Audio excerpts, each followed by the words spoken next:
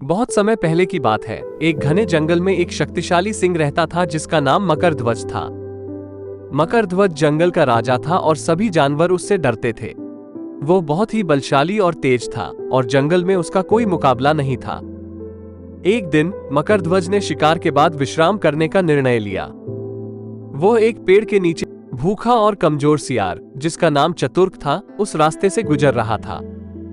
चतुर्क ने मकरध्वज को सोते हुए देखा और सोचा, यदि मैं इस सिंह के साथ दोस्ती कर लूं तो मुझे खाने की चिंता नहीं करनी पड़ेगी।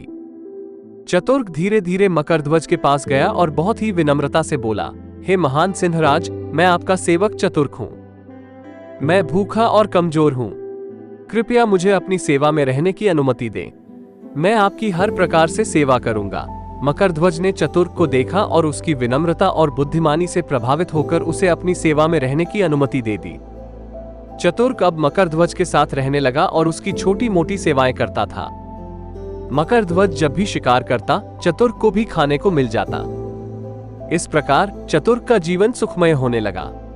कुछ महीनों के बाद चतुर्क ने सोचा, मैं अब सिंहराज का निकटतम साथी हूं।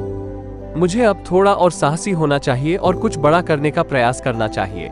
एक दिन चतुर्क ने मकरध्वज से कहा, हे सिंहराज, मैं आपके लिए एक सुझाव देना चाहता हूं। यदि आप मुझे अनुमति दें तो मैं आपके शिकार के लिए बेहतर स्थान ढूंढ सकता हूं, जहां अधिक जानवर मिलेंगे। मकरध्वज ने चतुर्क की बात मानी और उसे शिकार के लिए नए स्थान ढूंढने की अनुमति दे दी। चतुर्क ने अपने चालाकी से एक योजना बनाई। उसने जंगल के दूसरे हिस्से में जाकर जानवरों को मकरध्वज के बारे में डराना शुरू किया। उसने कहा, मकरध्वज अब बहुत बूढ़ा और कमजोर हो गया है। यदि तुम सब एकजुट हो जाओ तो तुम उसे हरा सकते हो और इस जंगल के राजा बन सकते हो। चतुर्क की चालाकी काम कर गई और जानवर मकरध्वज के खिलाफ एकजुट हो गए। उन्होंने मकरध्वज को घेर लिया और हमला कर दिया।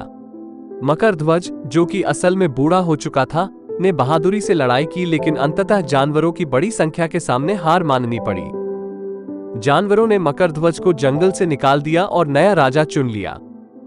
चतुर्क ने अपनी चालाकी से मकरध्वज को जंगल से बाहर करवा दिया और खुद को नए राजा के निकटस्थ बना लिया।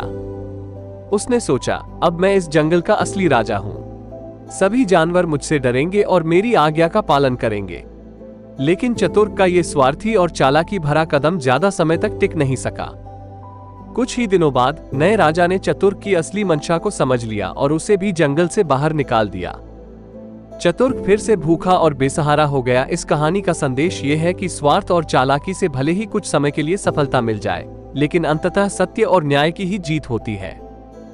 मकरध्वज और चतुर्क की कहानी हमें ये सिखाती है कि सच्चाई, निष्ठा और सेवा भावना ही सच्चे दोस्त और सही रास्ते की पहचान है।